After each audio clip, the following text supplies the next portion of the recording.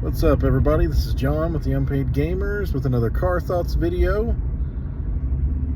I'm out and about this morning and it's rainy and I don't know, it's not really rainy, but it's misting and kind of cold again today. So good old fall weather coming in strong again. We had a couple days of hot ass weather for whatever reason. So I'm out here in shorts still because I'm recovering for it.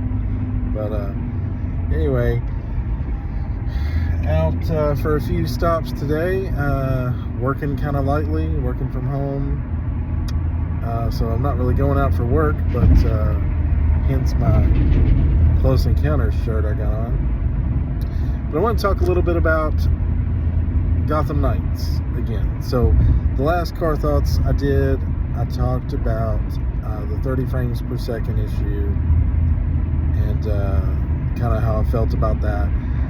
Now the game's out and I've spent some time with it. I've played it maybe about 4 hours so far, so not a ton, but enough to kind of get my first impressions. And so again, regarding the 30 frames per second, I still stand the same on that.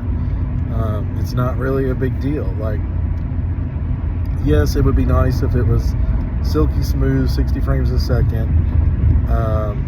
Things felt a little more fluid. There's times where it feels a little jerky, or like, you can tell the frame rate's suffering.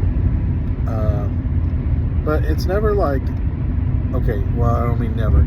There are times where it really kind of, you can tell that it's really slows down and gets sluggish. But that's not really often, or it's not, enough so far at least, to be an issue for me. It's just overall, sometimes things seem a little jerky with it.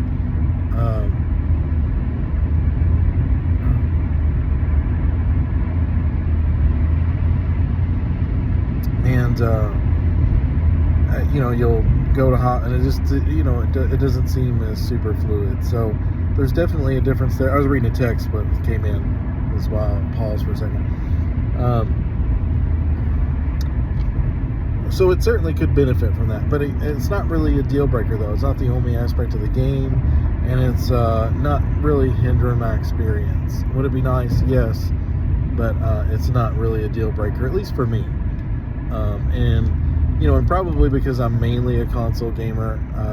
I have a gaming PC, but I don't prefer that experience. I just prefer the console experience, and so really mostly used to 30 frames a second anyway. There's been games, not to get too much into this, there's been, again, there's been games that have done that for quite a bit since the 360 days, Rage being one of them, and we're starting to get a little spoiled by that. But it's still, I've been playing games for 30 something years, so it's just, again, it's not something that my brain still feels like is required. So yes, lots of good technology out there. It's starting to become a common practice, and it feels great when it's implemented, but it's just not required for me. So that being said, all that aside, everybody knows by now it's 30 frames a second, and I don't think it's that huge of a deal.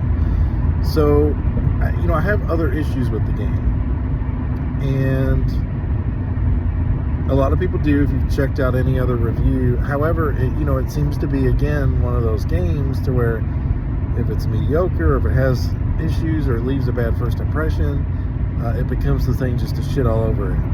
And I've seen video after video of it being terrible, mediocre reviews across the board. Every now and again somebody says something positive, but it's a lot of negativity towards the game, and I freaking hate that. It's like, reviews really, and like, I feel like you can tell that it's kind of the hype train either way, if something's great or it's bad. Like, because reviews are so subjective. It's everybody's opinion. It really shouldn't be as uniform as what it is. So when you see across the board stuff being shit on for the same kind of stuff. Like it really kind of makes me want to question that and take a look for yourself, which, I've talked about this many times. You need to play games for yourself. You need to at least do your own research, watch some videos, and see if it's something that you can get enjoyment out of, and not just take people's words for it. So anyway, I gave this one a try. I'm seeing all that negative stuff, and I do have problems with it. It's just not as doom and gloom, though. Like, the game does some really great stuff. I'll start off, my main issues, almost immediate disappointment when I got into combat, because, I'm so used to the Arkham games. And I know it's Warner Brothers Montreal. It's not Rocksteady. But, even Warner Brothers Montreal did Arkham, the Batman Origins. And it was very much like the Arkham games. So, with the Arkham games, the biggest thing is it had the counter button. You could still evade and dodge and stuff, and you had your attacks, but you had a counter button. And the combat was so freaking fun. Like, I could just play for hours beating up people. Like, it was, and that's what it, when it came out, it was really praised for that. It was awesome. This does not have that. For whatever reason, it does not have that. Now, it has an evade, like a dodge button. And you can kind of do counters. It's just different, like you can like evade, and if you time those evades right, you can do like a counter attack then, but it's just not as fluid as, the Arkham games, or like Spider-Man, or, Miles Morales, or that stuff. The stuff for the combat is just super, super fun. It doesn't have that, really, so it doesn't feel super fun at first. My other big complaint right off is the traversal, right? You start off at least with no glide whatsoever. So I start off as Batgirl. She cannot glide with her cape across the city at first. So that leaves you jumping, using your grapple, and you have the bat cycle that you can drive around the city in, which is pretty cool, but the bat cycle doesn't really feel that great either. They put like this weird kind of screen effect on it, like these lines, like it's showing you're going so fast, but it doesn't really feel like you're going super fast, and it feels kind of light. And that's my experience really with the combat and the bat cycle both, is it feels very light and kind of floaty or arcadey, and like it doesn't have that weight that would make it feel so much better.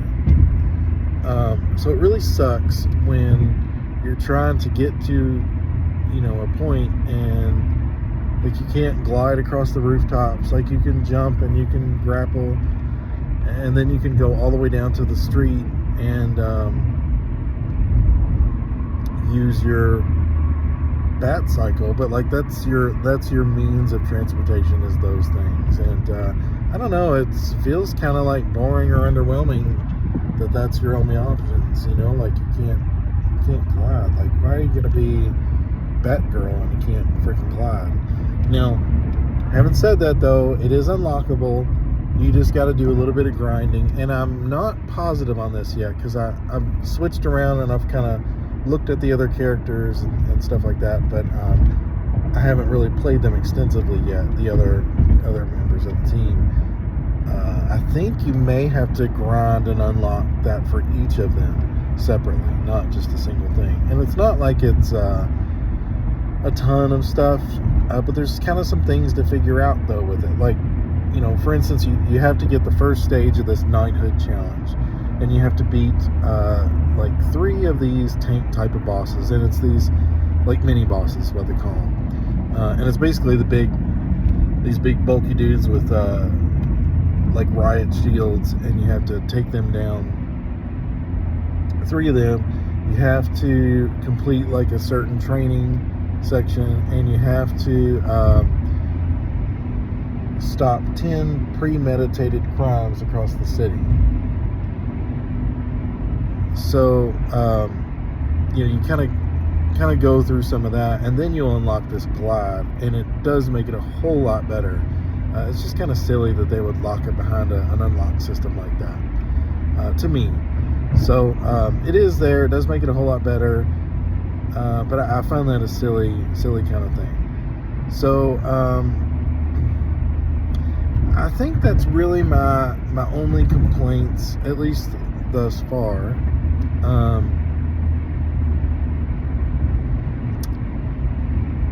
So, I played like kind of 2 set down sessions of like an hour apiece. And I'm like, this game is just really unremarkable. That was my phrasing for it. Like, it does some really cool stuff, but it's really unremarkable. It does not blow me away. But I'm like, I love Batman. I love the Arkham universe. I love just the Batman universe in general. So I'm like, I'm gonna keep playing this game until I like it. Is really my thought. But my wife is working. My son's off playing his own thing. So I'm like, okay, I'm gonna sit down and play this some more. And so I'm like, okay, I'm over the fact that it's not an Arkham game. It is not that. Let me just sit down and see. They made a game here. Let me see what the deal is. So I jumped in a third time, and I'm sitting down with it, and I'm starting to kind of find the fun in it. Like, the combat isn't what I wanted it to be, but it's still pretty fun. Like, especially I could see, like, as you unlock more abilities and certain things, like there is fun to be had there. You could still take out like a big group of guys, and it's still somewhat challenging. I died like one time so far, and I'm playing on like normal, whatever. So you can ramp it up a little bit, and I'm sure it progressed, like, because I'm real early on and I haven't even done a real boss fight or anything. So just around the city and doing that kind of stuff. But there is fun there. So there's that. Gliding around town now is fun. So that helped the traversal aspect. And then, as much as the Bat Cycle doesn't feel as good as the Batmobile in Arkham City and stuff, to me, at least from what I remember, I'd almost have to go back again and see how it feels now. But in my mind anyway, it doesn't feel as good. But just like kind of a fresh look at that. And it's pretty cool still. It's very basic. You can drive around town. It's faster than, of course, walking. It'd be cool if they did like a turbo or something. Maybe there's something I can unlock. I don't know. But you can pop a wheelie. You can do that. And the only use for that is to kind of get over obstacles. So if there's like a barricade, you can pop a wheelie and you'll go right over it. Mostly. Sometimes you get hung up because it's dumb. But there's that. You can dismount. You can brake and kind of like slide a little bit, but it's really just brake, and that doesn't work that well. No drifting really. The coolest thing is you can vault off of your bike. So you can be driving and you get close to what you're doing, and I do it every time now just because it's the coolest thing about it. But you can vault off of it and fly up into the air from your bike and then grapple onto something or attack somebody or whatever. So that's pretty cool, I guess. So it is getting more fun as far as the combat, and you go and you jump in a few crimes and beat up a few people, and then hop on your bike and tear out of there before the police shows up. And because that's kind of a thing too, like if you stop one of these crimes, you got to get out there before the police show up, otherwise they'll target you. So that's pretty cool that it's kind of like that. The story's pretty cool. I think it's neat that you can switch between all of the characters. There's quite a bit of there's some customization, and it's not just a shallow customization experience. Like it's fairly in depth. Like it's a little bit of kind of a loot, resource gathering, customization kind of stuff, if that makes sense. So like when you're out in the city, you'll gather resources, whether it's from beating people up or finding like a loot chest or something, Sometimes you'll find weapons and armor, but it's, they look like the certain way. It's just the stats are better. So it's a little bit of that kind of like a Avengers kind of stuff of the Avengers game, to where you're just finding better numbered items and stuff. And then from there, you can also craft new weapons and armor. And again, I say weapons generically because it's like you have your melee weapon and then you have your ranged weapon. So it's not like you can craft a ninja star or batarang or whatever, specifically this or that. It's just you can craft a new ranged weapon, you can craft a new melee weapon, you can craft a new suit, and then the suit stuff's pretty cool because you can use like a transmog thing, like to change styles, and you can unlock some of those new styles with challenges and stuff. Or if you pre-order the deluxe edition, you can have a certain look there. You can unlock color schemes,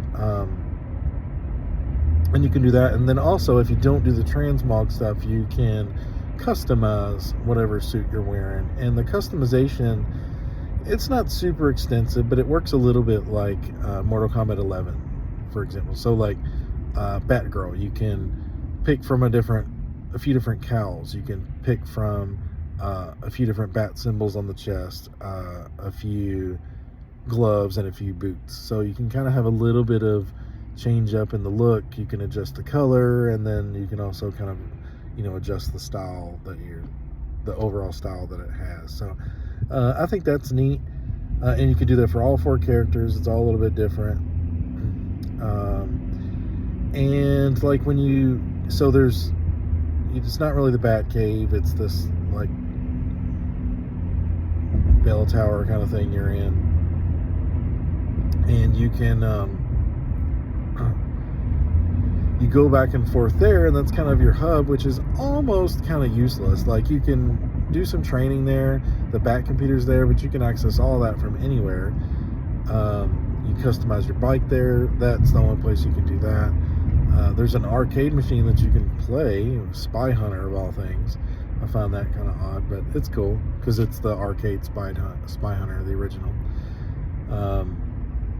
You can talk to some of the characters sometimes, and you can I don't know if I said, but you can access the training stuff there, and that's the only place you can do that. So there's a few uses for it, but it's not overall too useful. You do have to go back there to advance the story sometimes, and then the way they do it is when you go back, you go there during the day, and then whenever you leave, it's your nightly patrol. So it keeps track of, this is night 4, when you go out. And I don't know, it's pretty cool that they kind of frame it that way, because when you go out on your nightly patrol, then you're out solving crimes. And one useful thing that took me a minute to figure out, and maybe it's in a tip somewhere, maybe they talk about it, I missed it for whatever reason, but I talked about those challenges for the knighthood to get the glide, and it's premeditated crimes that you have to stop.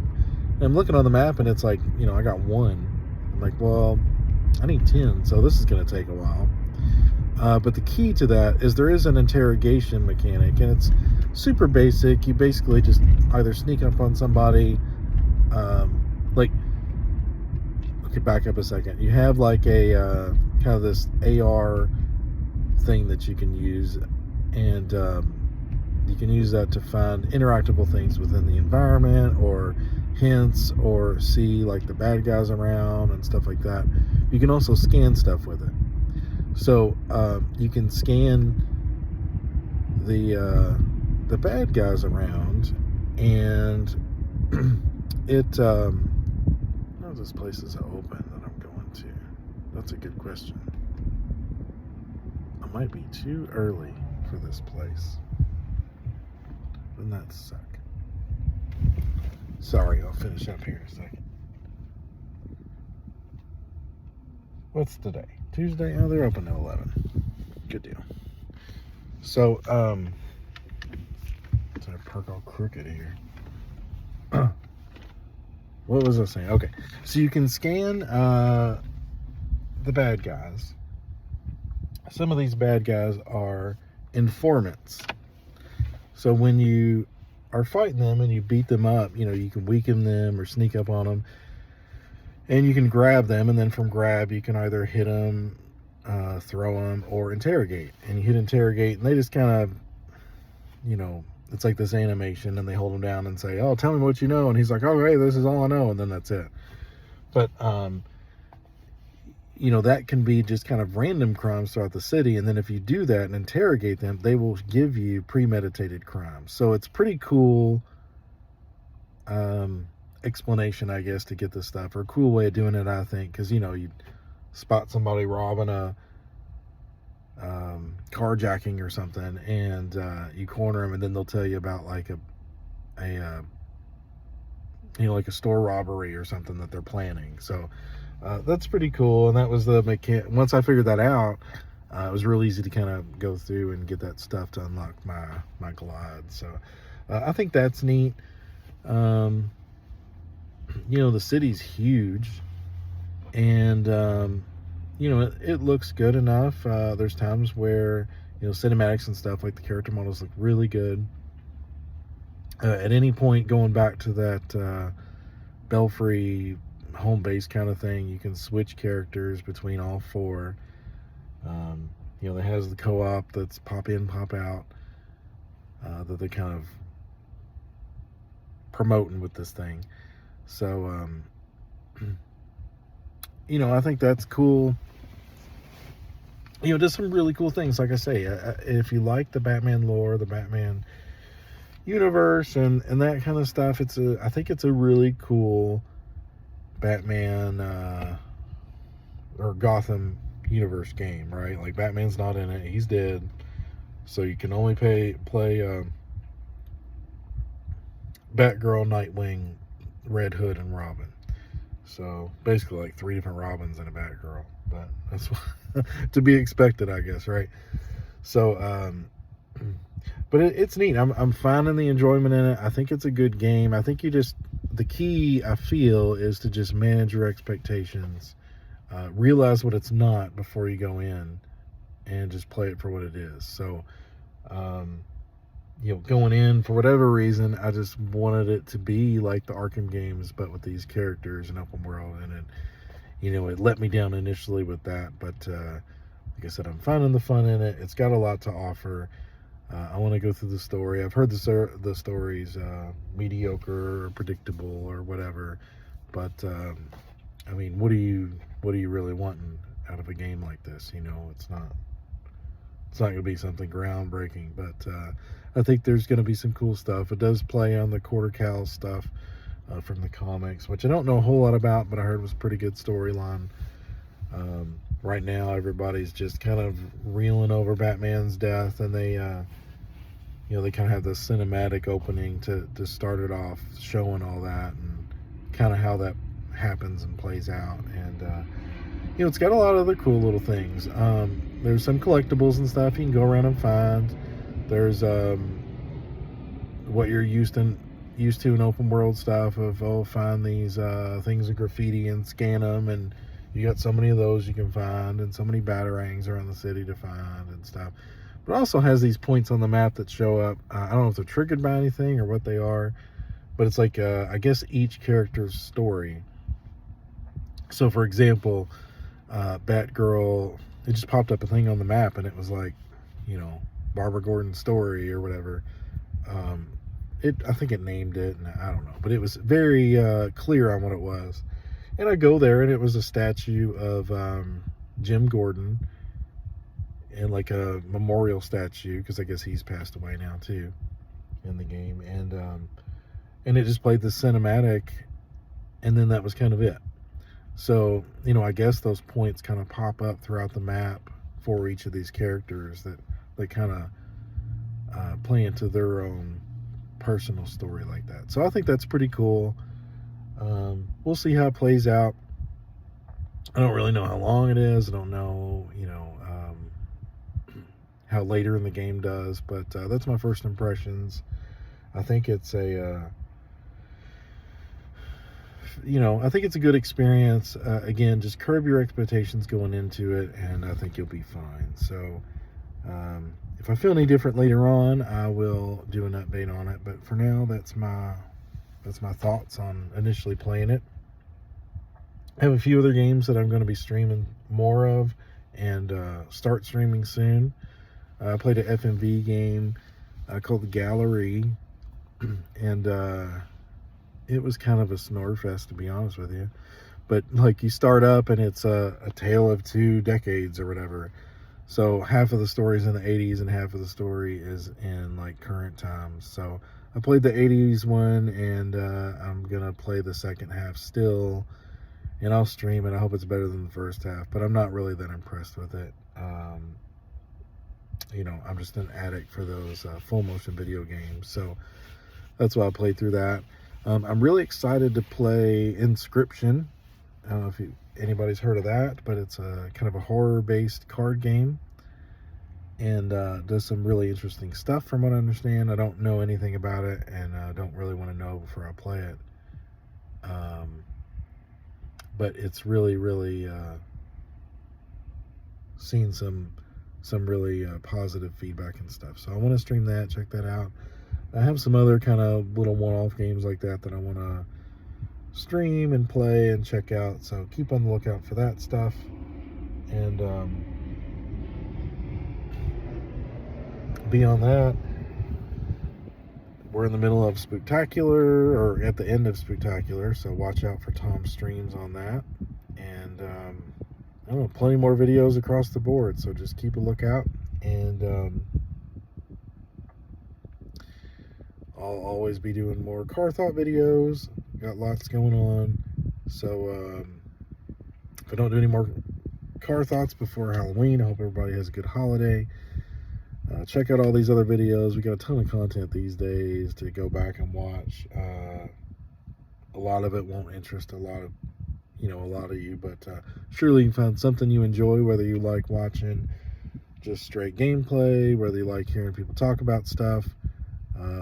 Tom, when he does the Spooktaculars, he'll do the gameplay and talk over it and do commentary and video and stuff like that.